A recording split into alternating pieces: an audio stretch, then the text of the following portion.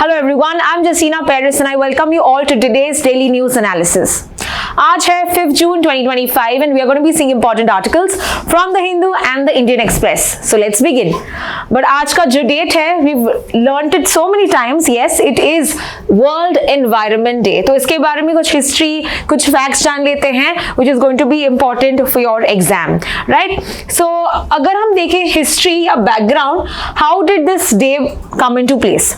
तो एक कॉन्फ्रेंस हुआ था which was called as United Nations Conference on Human Environment. United Nations Conference on Human Environment. और ये कॉन्फ्रेंस कहाँ पे हुआ? ये कॉन्फ्रेंस हुआ स्टॉकहोम में, इसीलिए इसका दूसरा नाम होता है Stockholm conference, right? So Stockholm, where is Stockholm located? It's in Sweden. Right तो अगर हम देखते हैं this particular Stockholm conference which happens in Sweden in 1972, that is जून 5 को ये होता है एंड इसी दिन एक नई बॉडी बनाती है which is called as the United Nations environment programme. So they make a new body called as the United Nations environment programme on this date, यानी कि 5 जून 1972 में. इस पर्टिकुलर UNEP का हेडक्वार्टर्स कहाँ पे है? इसका हेडक्वार्टर्स है नैरोबी, और नैरोबी कहाँ पे है? It is in Kenya, Nairobi Kenya. So UNEP बना इस दिन पे and that is why they decided कि इस दिन को हम एक डे देते हैं called as the environment day.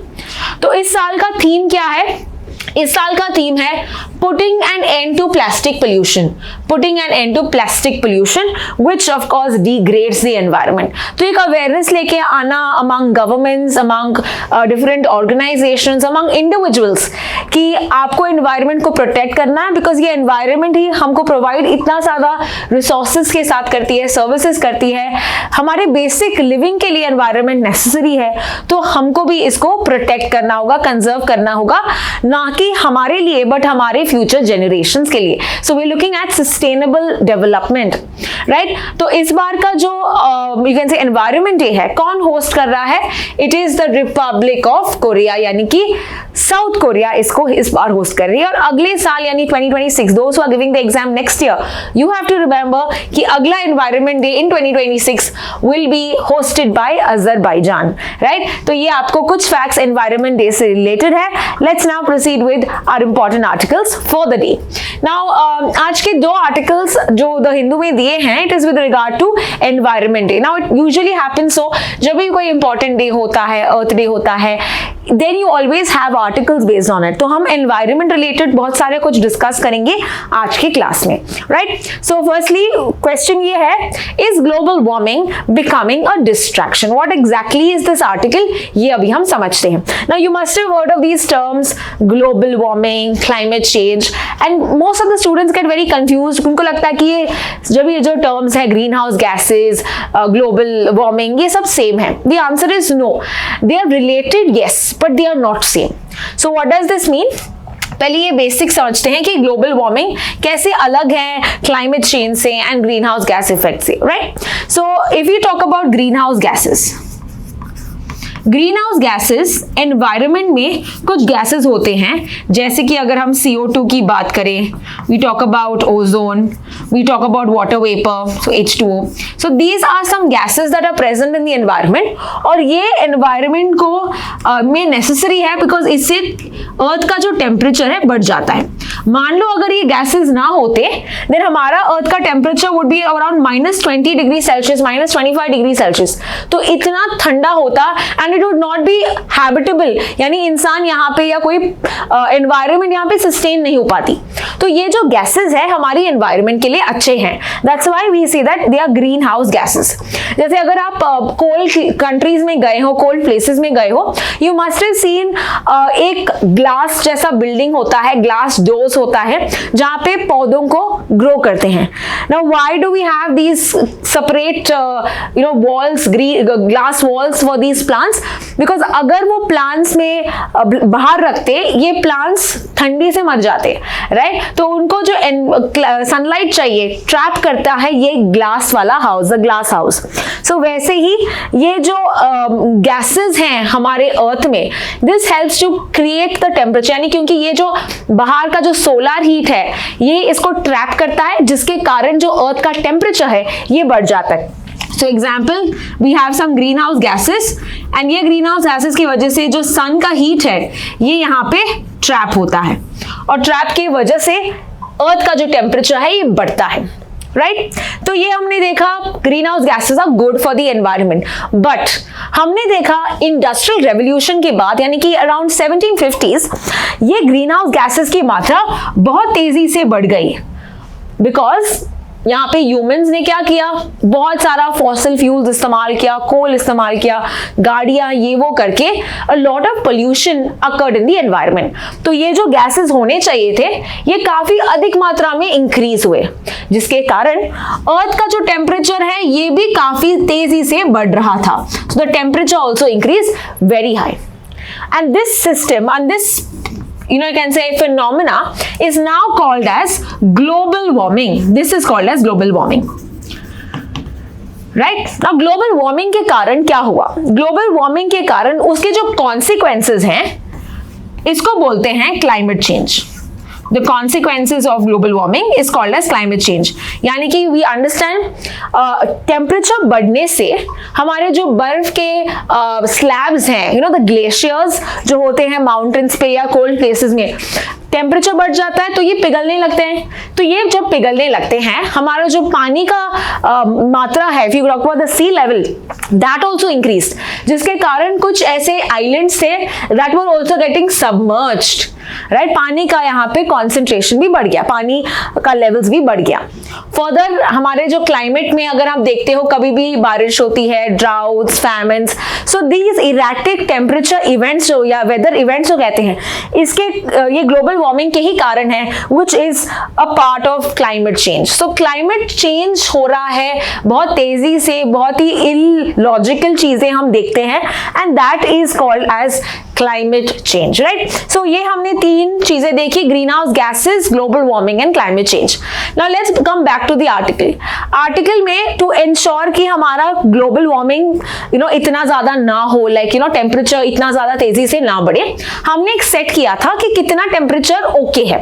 So that is mainly एक समिट हुआ था, एक मीटिंग हुई थी, and the meeting is called as COP21। ठीक है, कॉप का फुल फॉर्म है कॉन्फ्रेंस ऑफ पार्टीज, और ये एक मीटिंग होता है जहां पे क्लाइमेट चेंज के बारे में डिस्कस करते हैं।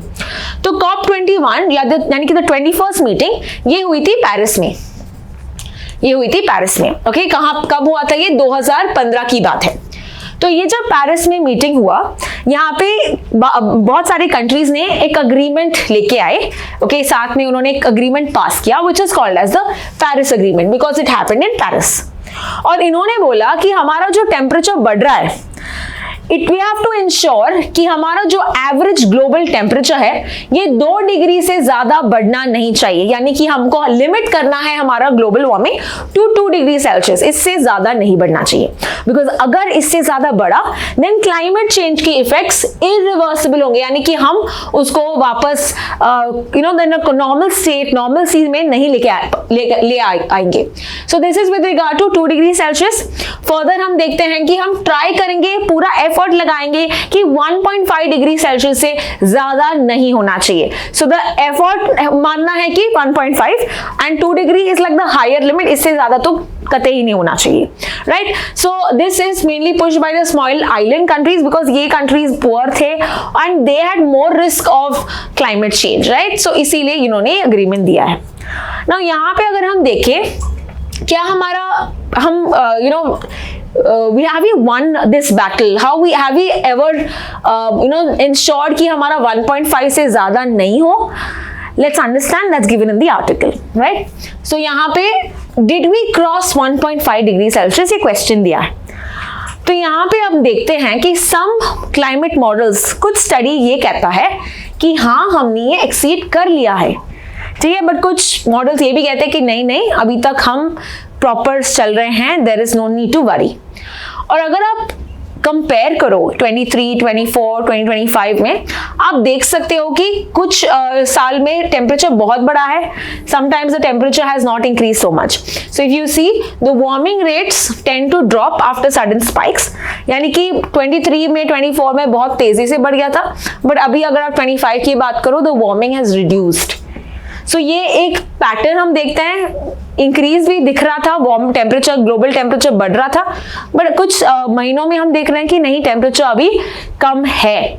सो देयर इज एन अनसर्टेनिटी जो हम कहते हैं इन करंट वार्मिंग, जिसके कारण हम क्वेश्चन कर रहे हैं कि क्या ये 1.52 degree Celsius, should we take this as a major for climate change, या हमको चेंज करना चाहिए.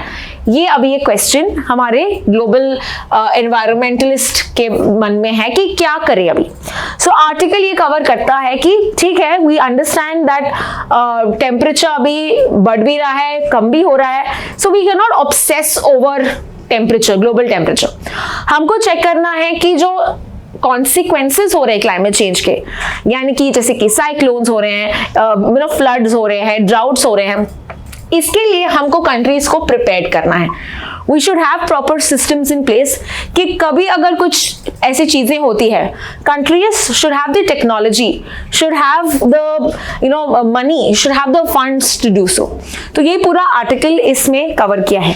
दूसरा आर्टिकल भी इसी से रिलेटेड है. इट्स बेसिकली टॉकिंग अबाउट कि हमारा एनवायरमेंट डिग्रेड क्यों हो रहा है, व्हाट इज द कॉजेस कि एनवायरमेंट डिग्रेड हो रहा है. तो जल्दी से देखते हैं.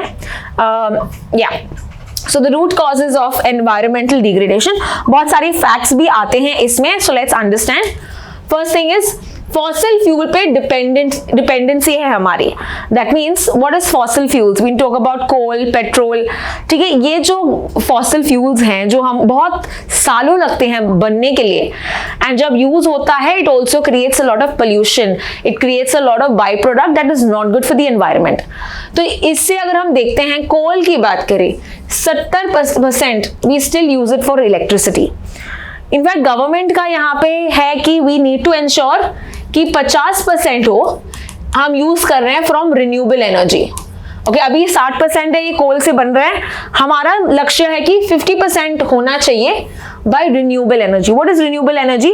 जो बनती है which is clean energy, right, with regard to solar, wind, hydro, nuclear, ये सब क्लीन एनर्जी है. तो हमारा लक्ष्य है कि हमारा टारगेट है कि वी नीड टू एंश्योर ज्यादा से ज्यादा हम रिन्यूएबल एनर्जी से लाए, not use coal, right, because it's polluting the environment. Second, deforestation and land use change.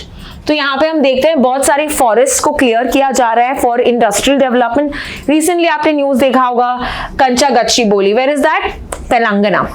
Then RA colony, that is in RA forest in Maharashtra, Mumbai. If you talk about even Jaipur में recently था, they were creating for malls, industrial development के लिए डोलकाबाद, right? तो वहाँ पे भी protest चल रहे थे. So you see that urban forest को यहाँ पे टारगेट किया जा रहा है. यहाँ पे डेवलपमेंट के लिए, मॉल्स के लिए, ऐसे सब चीज़ों के लिए फॉरेस्ट लैंड को क्लियर करते हैं. तो इसका भी चेंज, इसका भी हमको ध्यान रखना पड़ेगा. And that is also creating degradation of the environment. और यहाँ पे हमारा टारगेट क्या है? हमारा टारगेट है कि हम 33% फॉरेस्ट हमारा हो बाय 2030. 33% बाय 2030 इतना हमारा फॉरेस्ट होना चाहिए. अभी हमारा फॉरेस्ट कितना है? About 25.17%, right. ये हमारा total tree and forest cover है और हम चाहते हैं अराउंड 33% हो. Let's proceed to the next one, agricultural intensification. हमको पता है India is largely agrarian, so we use a lot of pesticides, nitrates, plastics, यानी कि हम अ लॉट ऑफ फर्टिलाइजर्स और केमिकल्स का इस्तेमाल करते हैं, which further degrades the ecosystem, the environment, क्योंकि ये केमिकल्स फिर सीप इन करते हैं, पानी में मिल जाते हैं, that is creating harm to the biodiversity. Fourth, waste mismanagement and urbanisation.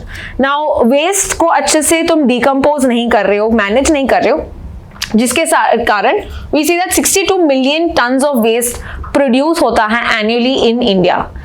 Okay, और इसमें सिर्फ 20% को हम प्रोसेस करते हैं. तो this is also creating a lot of waste in the environment.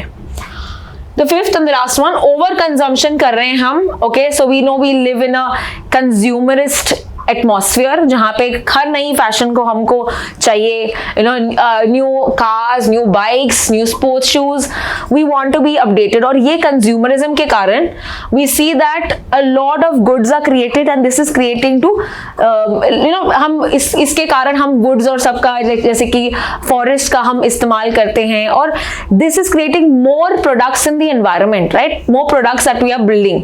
तो ये pollution at the end of the लेके आता है, specially in the poorer countries जहां पे इनका प्रोडक्शन हो रहा है, जहां पे इनको सोर्स किया जाता है इनका मटेरियल, रॉ मटेरियल। तो ये पूरा हम देखते हैं, this are the main reasons जिसके कारण एनवायरमेंट का डिग्रेडेशन होता है। एंड यहाँ पे we got a lot of facts that are important for the exam. तो इंडिया ने कुछ और यहाँ पे टारगेट्स भी रखे थे। हमको पता है कि वी वांट टू इंश्योर कि 500 गीगावाट बने, राइट, 500 गीगावाट रिन्यूएबल एनर्जी से आए बाय 2030। तो यही हमने पेरिस एग्रीमेंट के अंदर हमने प्लेज किया था कि हम एनवायरनमेंट के लिए ये सब करेंगे ताकि क्लाइमेट चेंज के इफेक्ट्स ज़्यादा ना हो, right. So we see that 500 gigawatts by renewable energy, right, we are using about 140 gigawatts by wind alone. तो ये सब हमने ऐसे बताया था ताकि ये इसको हम बोलते हैं एनडीसीज यानी nationally determined contributions, what India wants to do for the environment, right. Let's proceed to the next article then. अगला जो आर्टिकल है it is with regard to next census to be concluded by March 2027। तो यहाँ पे government ने बोला है कि हमारा सेंसस डेटा होगा by March 2027। So this is a new date that you have to remember now. और ये जो है सेंसस, लास्ट सेंसस कब हुआ था? लास्ट सेंसस हुआ था 2011 में। सेंसस हर 10 साल में होता है। 2011 के बाद 2021 में होना था, बट अफसोस नहीं हो पाया बिकॉज ऑफ कोविड-19, राइट। उसके बाद इलेक्शंस हुए, उसके बाद लॉट ऑफ डिलेज के कारण हम देखते हैं finally with a gap of 16 years, right, we are going to see that 2027 में फाइनल ये सेंसस होगा। ये सेंसस 2 पार्ट्स में या 2 फेजेस में होगा। फर्स्ट फेज हम देखते हैं March 1st 2027 will be for the rest of the India, but there will be some in October 2026, October 1st 2026 में mainly for Union Territories of Ladakh, Jammu Kashmir, Himachal Pradesh and Uttarakhand. यहाँ पे we have October 1st 2026 यानी कि इस अक्टूबर में, and बाकी के जगह में March 1st 2027। तो ये आपको 2 फेजेस याद रखने हैं। So we've got about 24 lakh enumeration blocks were finalized for 2011 census. यही यूज किए जाएंगे 2027 के सेंसस में। There will be about each block will consist about 150 to 180 houses, या 800 लोगों को यहाँ पे हम carry out करेंगे in each block. Now let's understand some more facts with regard to this census. तो ये सेंसस होगा as we said March 1st 2027, 16 साल के गैप के बाद। ओके, नेक्स्ट, ये पहला एक डिजिटल सेंसस होगा। सो डेटा यहाँ पे before they used to come with paper and they used to market, तो ये डिजिटल वे में कलेक्ट करेंगे, राइट। इसके अलावा ये कास्ट के बारे में भी डेटा मांगेंगे। So this is the first census where caste enumeration will be done, especially if you see after post independence, यानी कि इंडिपेंडेंस के पहले ये कास्ट एन्यूमरेशन होता था, और पहले हुआ था 1931 में। So the caste census that happened in 1931। तो अभी ये इसके बाद हम अभी देखते हैं कि ये कास्ट भी पूछेंगे, apart from schedule caste, schedule tribes, they are going to also ask which caste you belong to. Next, ये 2 फेजेस में होगा, एक है हाउसिंग शेड्यूल्स होगा, और दूसरा होगा पॉपुलेशन एन्यूमरेशन, यानी कि आस्किंग ईच पर्सन यहाँ पे with regard to what is the caste count, what is the total amount of people, population. तो ये सब हमको डेटा मिलेगा।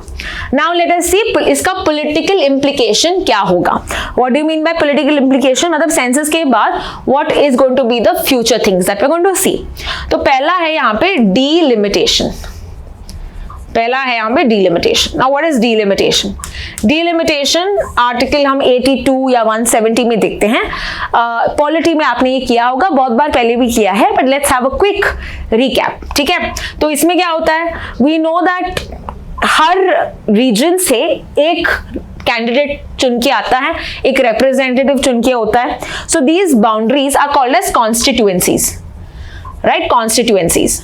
तो एक कॉन्स्टिट्यूएंसी से एक इलेक्ट होता है ना। हर कॉन्स्टिट्यूएंसी इक्वल नंबर से होना चाहिए, मतलब if one constituency is made of 100 people, ठीक है, दूसरा constituency also to be made of 100 people, right? ऐसा नहीं होना चाहिए कि 100 लोग एक को वोट करें और दूसरे constituency में 50 lakhs are voting for one person, ये तो अनइक्वल होगा। तो सेंसस के बाद जब आपको आप जानते हो कि कितने लोग कहाँ पे है, you start creating these boundaries ताकि हर जगह से there is equal representation, right. So यहां से भी 10 लाख होंगे, यहां पे से भी 10 लाख एक को चुनेंगे, यहां से भी 10 लाख होंगे जो एक कैंडिडेट को चुनेंगे। तो ये जो प्रोसेस है जहां पे हम ड्रॉ कर रहे हैं, इसको बोलते हैं डीलिमिटेशन, और ये हमेशा सेंसस के बाद होता है, गिनती के बाद होता है, बिकॉज जब भी तुमको पता है कितने लोग हैं तो ही तुम ये ड्रॉ कर पाओगे, right. So that is the delimitation, और यहाँ पे we see that this will be based on this census, that means after the 2027 हम ये देखेंगे डीलिमिटेशन बनेगा। नाउ ये फर्दर जो सेंसस होगा, this will also impact the 33% of reservation. मतलब यहाँ पे एक बिल आया था जहाँ पे कहा गया था कि once the census is done we are going to ensure कि 33% ऑफ रिजर्वेशन ये महिलाओं को मिले, especially in parliament and assembly. Because अभी हम देखते हैं what is the current number of women in the Lok Sabha. Can you tell me what is the current number out of the 543 people, कितने महिलाएं हैं? ये मैंने पहले भी डिस्कस किया है। One the answer in the comment section, you have to nay the name. तो ये बहुत कम है, तो अभी हम चाहते हैं कि ये 33% हो ताकि ज्यादा से ज्यादा महिलाएं come under in Lok Sabha and you can say the assembly elections. Further next elections कब होगा? 2029 में, right. We know recent elections हुए थे 24 में and now we have elections in 2029। तो ये हमने देखा with regard to the census and the implications. Now आज के जो द इंडियन एक्सप्रेस में भी आर्टिकल दिया है with regard to the caste census of 1931। मैंने कहा था कि ये पहला बार ऐसा सेंसस होगा पोस्ट इंडिपेंडेंस के बाद जहां पे कास्ट का भी एन्यूमरेशन हो रहा है। तो पहला जो 1931 में हुआ, इसके बारे में कुछ जानकारी लेते हैं। तो ये पहली बार ऐसा सेंसस हुआ to face serious political and ideological challenges. Now what was the challenge also, हम देखते हैं कि इंडिया में तब क्या चल रहा था। It was the civil disobedience movement. India में सिविल डिसोबीडियंस मूवमेंट चल रहा था, तो कांग्रेस ने भी इसको बॉयकॉट कर लिया था। So there was a big challenge with regard to for the Britishers, और नॉट ओनली ब्रिटिश, उस टाइम पे हम ब्रिटिश इंडिया बोलते थे। So it included even Burma, even Myanmar it was included. So it is said कि around 35 crore people को यहाँ पे सेंसस करना था, एंड which is about 185 crore estimated population of the world.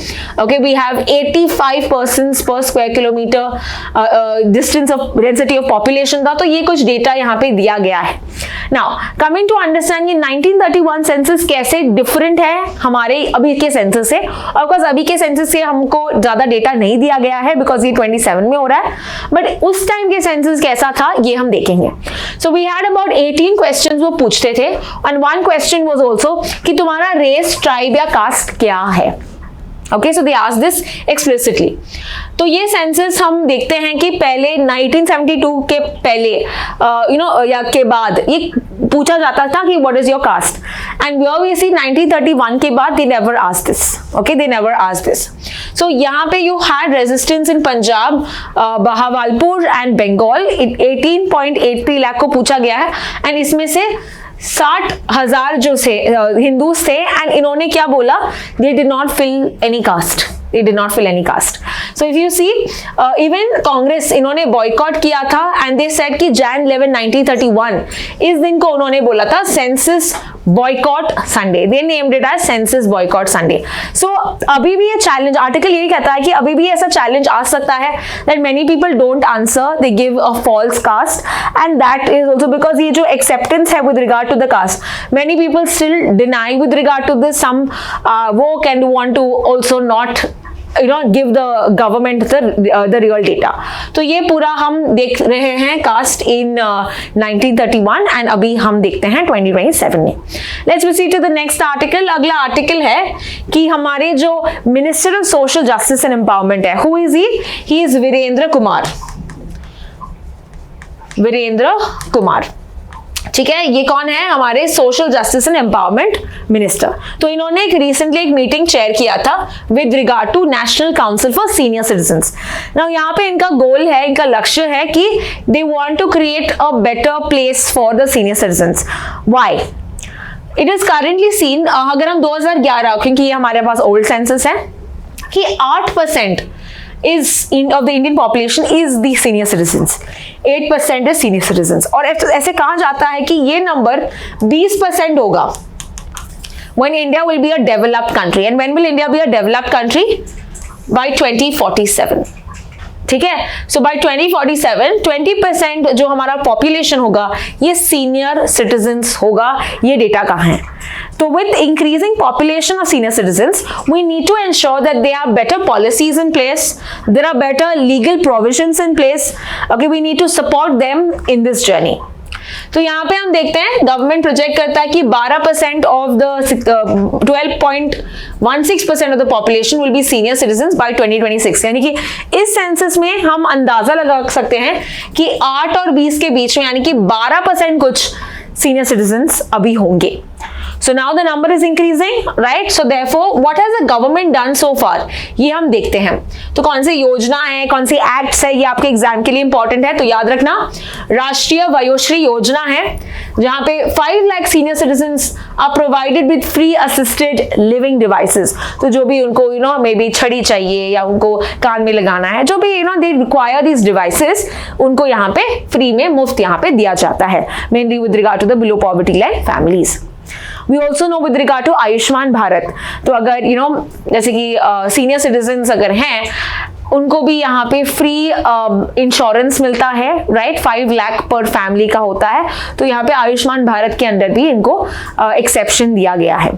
That does not depend कि वो बिलो पॉवर्टी लाइन है या नहीं, सभी सीनियर सिटीजन्स को, right, mainly who are about 75, इनको यहाँ पे प्रोटेक्शन दे रहे हैं। इंश्योरेंस, उनको सर्जरी करनी है तो उनको 5 लाख गवर्नमेंट प्रोवाइड करती है।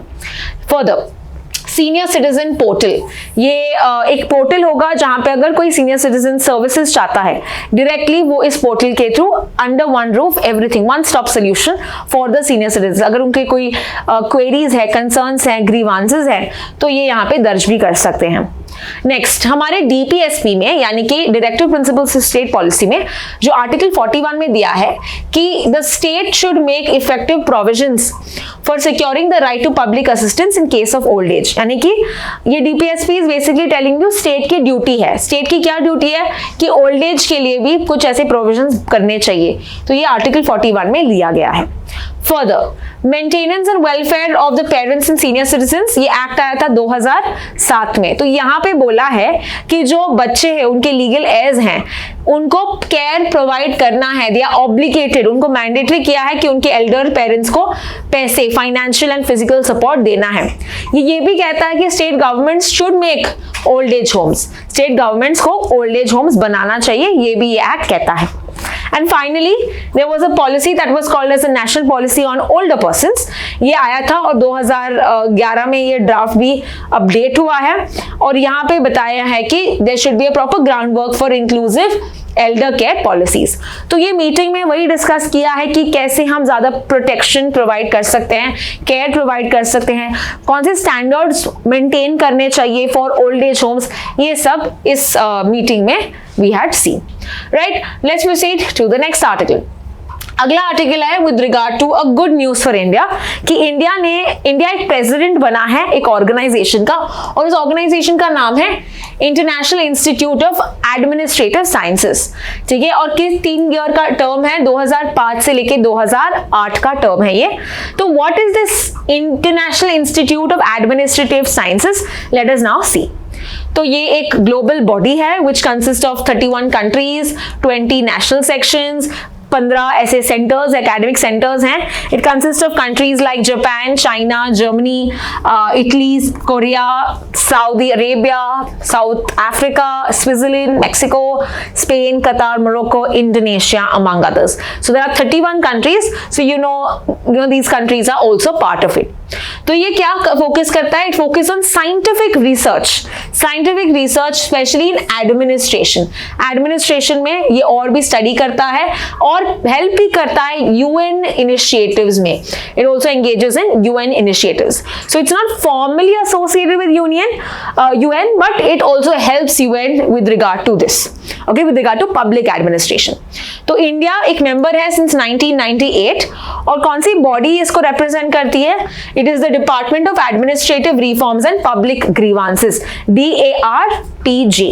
ओके, नाउ ये कौन से मिनिस्ट्री के अंदर आती है ये body? This works under the ministry of public grievances, pensions and with regard to personnel. Okay, so once again I'm repeating, कौन सी मिनिस्ट्री? बड़ी सी मिनिस्ट्री है, ministry of personnel, pensions and public grievances. And who is the minister of this? You are going to tell me कि इस minister का नाम क्या है. Who is the minister of personnel, pensions and public grievances? Please use the comment section to answer. Next, तो यहाँ पे we Srinivas ये सेक्रेटरी है DARPG के और ये कैंडिडेट हैं. इसमें ये रिप्रेजेंट करता है इंडिया को, राइट? PM मोदी ने इनको नॉमिनेट किया है. एंड इस प्रेसिडेंसी के लिए 4 कंट्रीज यहाँ पे compete कर रही थी, जो है India, south Africa, Austria, Bahrain. India और ऑस्ट्रिया फाइनल्स तक पहुंची. And finally we see India has won this presidency from 2025 to 2028. Let's proceed to the next article.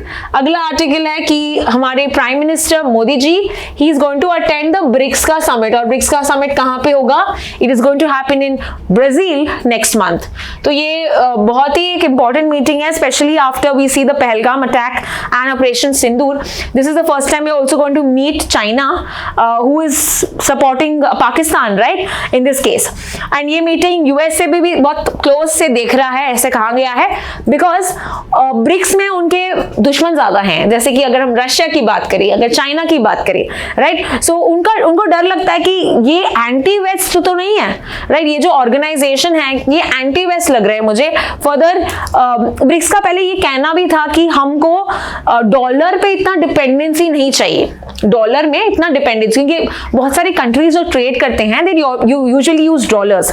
So they said that we should try and include something where we are not reliant on this dollar. जिसके कारण USA ने बोला था कि मैं BRICS के countries पे क्या लगाऊंगा? मैं लगाऊंगा ह्यूज टैरिफ्स.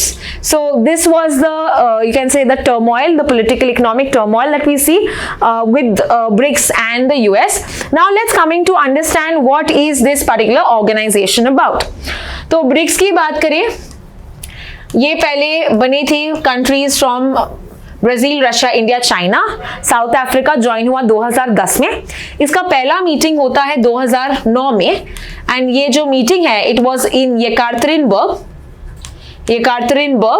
और ये येकातेरिनबर्ग कहाँ पे है? ये रशिया में है. So this was the first meeting. अभी जो रीसेंट मीटिंग होगी that will be the 17th meeting of the BRICS.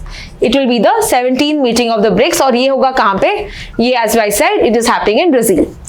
इसका जो थीम है, okay, this year's theme is strengthening cooperation in the global south, for more inclusive and sustainable governance. What is the motto? Strengthening cooperation in global south and for more inclusive and sustainable growth. तो यहाँ पे कहीं भी बोला नहीं है कि हम दूसरा डॉलर यूज कर रहे हैं या दूसरा करेंसी यूज कर रहे हैं. So that is what the BRICS countries are also saying. Now BRICS में बहुत सारे दूसरे कंट्रीज भी आए हैं अभी. Apart from BRICS, we also have Egypt, Ethiopia, Iran and UAE, and the recent country to join is Indonesia. Please remember these. Once again I'm repeating: Egypt, Ethiopia, Iran, UAE and Indonesia. Indonesia being the latest one. एक country ने reject भी किया था to join the BRICS and that is Argentina. And एक country ने बोला है कि हम ज्वाइन करेंगे बट अभी तक फॉर्मल डिक्लेरेशन साइन नहीं किया है. And which is that country? That is Saudi Arabia. Saudi Arabia ने क्या किया है? बोला है कि हम ज्वाइन करेंगे but has not sign. There are also 2 countries who want to join the BRICS, which is Turkey and Azerbaijan. तो ऐसे आपको फैक्ट्स पूछा जा सकता है. So please ensure that you write it down. तो अभी यहाँ पे हम देख रहे हैं कि Modi ji is going to go for the summit next month. And अगर हम देखते हैं, this is also like if we compare with another organization called the G7, जो 1975 में बनी थी after the oil crisis. तो ये countries होती हैं Canada, France, Germany, Italy, UK, US along with the EU. ये बनता है 30% of the world GP, so they constitute for 30% of the world GP. तो उसके मुकाबले में अगर ब्रिक्स की कंट्रीज देखें, they constitute about 39% of the world GDP. तो एक जगह पे G7 है जहां पे इंडिया पार्ट नहीं है और ये कंट्रीज भी पार्ट नहीं है, okay, none of the countries are part of this.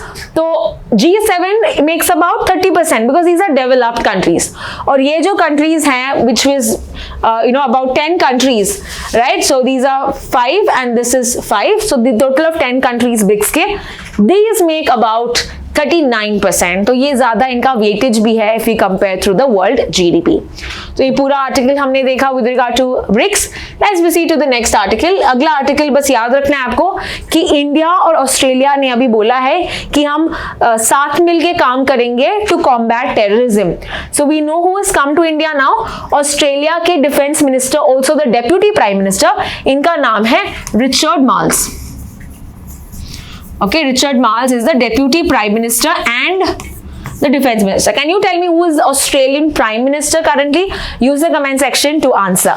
Right? तो यहाँ पे हम देखते हैं कि इन्होंने अभी बोला है that we are going to have we're going to ensure that वो हमदर्दी जताते हैं with regard to the recent terror attacks that has happened in the Pahalgam, as well as it is saying that वो हमको support कर रहे हैं इसमें।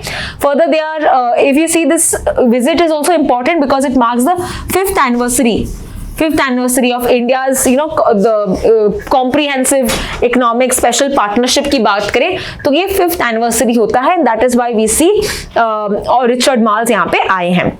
Further in this particular case हम देखते हैं in this picture also हमारे जैसे राजनाथ सिंह हैं जो हमारे डिफेंस मिनिस्टर हैं, इनको यहाँ पे इनवाइट किया है with regard to having Australian prime minister. तो ये 2+2 डायलॉग होगा, ओके, इंडिया और ऑस्ट्रेलिया के बीच में। हमारे जैसे डिफेंस एंड फाइनेंस मिनिस्टर्स होंगे, उनके डिफेंस एंड फाइनेंस मिनिस्टर के साथ मीटिंग करेंगे। डिफेंस या फाइनेंस या डिफेंस एंड एक्सटर्नल अफेयर्स का मिनिस्टर साथ मिलके डिसाइड करेंगे। विच इज द ऑर्गेनाइजेशन जहां पे इंडिया एंड ऑस्ट्रेलिया साथ है, ओके। अगर हम देखते हैं what are the organizations where India और ऑस्ट्रेलिया बोथ आर मेंबर्स, तो एक है क्वाड में there are 4 countries, India, US, Australia and Japan, okay, that is Quad. Then we also have G20 जहां पे दोनों इंडिया और ऑस्ट्रेलिया पार्टिसिपेंट्स हैं, right. So the next article more of a one liner, so remember Justice Hema committee report. ये पूछ सकते हैं आपको कि ये कौन से चीजों से रिलेटेड है। This is with regard to sexual assault cases, okay, sexual assault cases in the Malayalam film industry, okay, in the film industry. So what exactly happened is 2017 में एक कमिटी बिठाई गई थी, रिटायर्ड हाईकोर्ट जज हेमा कमिटी। तो इसमें इन्होंने केसेस दर्ज किए थे, एक रिपोर्ट फाइंड किया था कि what are the problems with women, problems of sexual harassment, assault in the Malayalam film industry. तो ऐसे 60 केसेस यहाँ पे लोगों ने बताया, दो फीमेल एक्ट्रेसेस मॉडल्स ने बताया 60 सच केसेस, बट ये गवर्नमेंट ने पब्लिश नहीं किया था। Why, what was the reason why they did not publish? The reason was इन्होंने कहा कि ये जो पर्सनल स्टोरीज हैं, right, this will be a violation of their privacy, उनका जो राइट टू प्राइवेसी आर्टिकल 21 के अंदर, that will be violated, right, because अगर आप ये पब्लिक में डालते हो, उनके स्टोरीज पब्लिक में डालते हो। And we see that currently around 35 cases ने वापस ले लिया है, 35 cases have been cancelled. The reason also some of them say कि ये केस झूठे भी हो सकते हैं, these cases are only to pin directors and all of those. तो ये एक दूसरा साइड भी है कि क्या कितनी सच्चाई है इन केसेस में। So that is the whole reason why they have drop, police have drop the you can say inspection और दीज सेक्सुअल असॉल्ट केसेस। तो यहाँ पे क्वेश्चन ऐसे आएगा कि justice Hema committee report is regarding what? You have to remember that in the Malayalam film industry this is for checking on the working conditions of the women with regard to the sexual harassment and assault in this industry. Let's proceed to the next article. अगला article एक expedition से related है, यानी कि we've recently seen कि कोची केरला में एक ship डूब गया था and we know the ship is a Liberian flagged MSC Elsa 3. This was the name of the ship जो संक हुआ ऑन May 24th. अभी यहाँ पे एक इन्वेस्टिगेशन टीम बिठाई गई है, okay, and which is that investigation vessel? It is called as fisheries oceanographic research vessel, और इस वेसल का नाम है सागर संपदा. दिस वेसल का नाम है सागर संपदा. तो सागर संपदा, it is operated by the central marine fishery research institute, और ये एक्सपीडिशन यानी कि ये रिसर्च कैरी आउट करेगी, इन्वेस्टिगेट करेगी कि ये डूबने से, ये कंटेनर डूबने से क्या प्रॉब्लम्स हुई हैं पानी में. तो ये पानी का अलग अलग रीजन से पानी इकट्ठा करेगा, सैंपल्स लेगा, स्टडी करेगा उसमें मात्रा क्या है, एंड दे विल अंडरस्टैंड और investigate the potential ecological and biodiversity impacts, right, geochemical impacts on the waters. तो ये पूरा आर्टिकल है with regard to Kochi shipwreck जो रिसेंट इंसिडेंट हुआ था May 27 में. And this is all with regard to today's article. I hope you have understood a lot of these articles. Don't forget to watch the next video जहाँ पे हम 20 GK questions discuss करेंगे. Thank you so much for watching.